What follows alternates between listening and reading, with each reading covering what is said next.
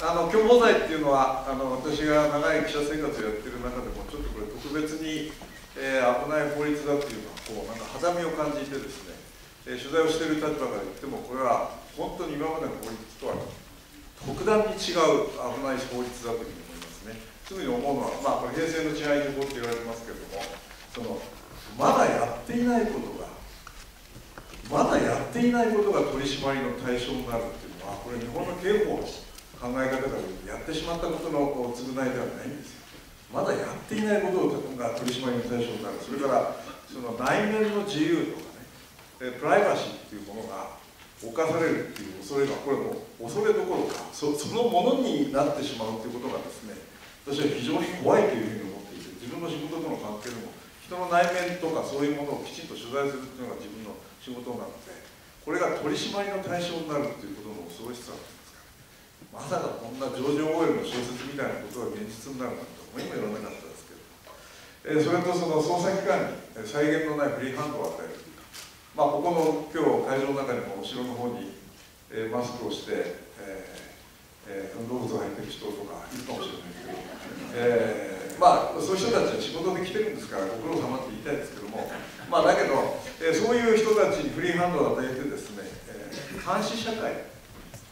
それぞれをこう一人一人の人間を監視する社会というのが出来上がってしまうということで、これ本当に怖い法律だというふうに思いますですね。で、私の仕事の関係から言うと、その言論の自由とか表現の自由とか報道の自由というのが犯される恐れというのが十二分にあってですね、これ現実に実はあったことを一つ言いますとね、戦前にこれ治安維持法下ですけど、1942年から1942年、これ有名な横浜事件ですよね。横浜事件っていうのは、これご存知の方多いと思うので、あんまり繰り返しませんけど、その改造っていう雑誌に掲載されたなんということもないですね、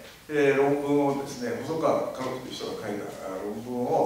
が反政府的であるというので目をつけられて、その論文がきっかけになって当時の改造の編集者とか中央公論の編集者とか岩波書店の人間とか朝日新聞の記者とかそれから満鉄の調査部の人間っていうのは片っ端から摘発されて60人が逮捕されて、そのうち30人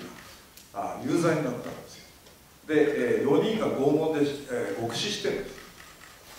これ一言じゃないんですよね。雑誌に書かれた論文が反政府的であって、当時の、ソ連に対して、友好的であるということを見なした人間で、それは公安検事かもしれないし、当時の特攻かもしれないです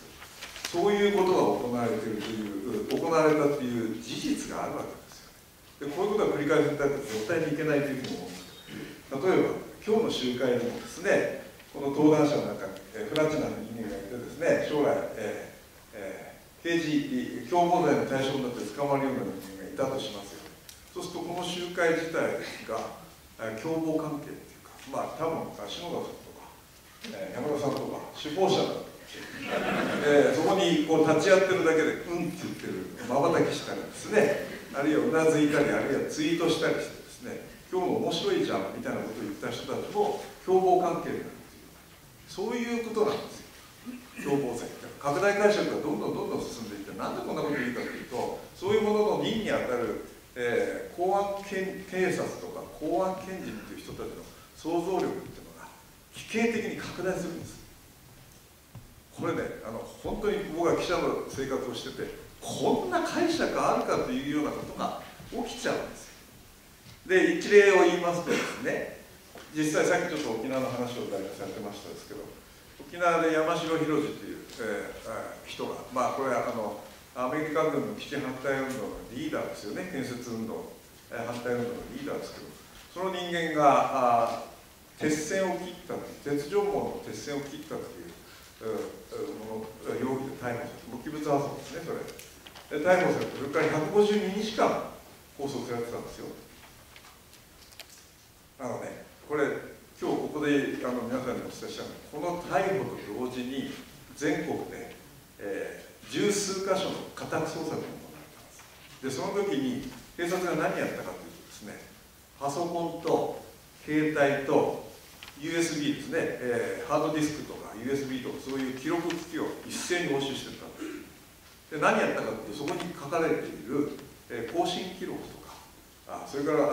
メタデータっていうんですか、その更新、誰とどのぐらいの頻度で、コミュニケーションを図っているかということをデータ化したものをですね、読み取って、今、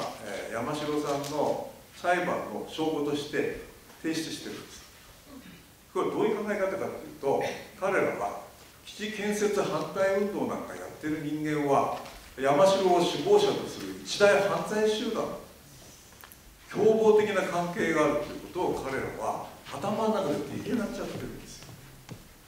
でそういう意味で言うと、実は沖縄で起きてることっていうのは共謀罪を先取りした予行演習やってるんです。これは本当に恐ろしいことで、こういうことが起きるんだということをね、私は記者の経験からしてこういうことが起きてしまうと、報道の自由もなくなるし、表現の自由もなくなるし、息苦しいなんてもんじゃないんですよ。つまりさっき言ったように内面の自由とかプライバシーっていうものがなくなってしまうということね、それを訴えた私の話を終わりたいと思います。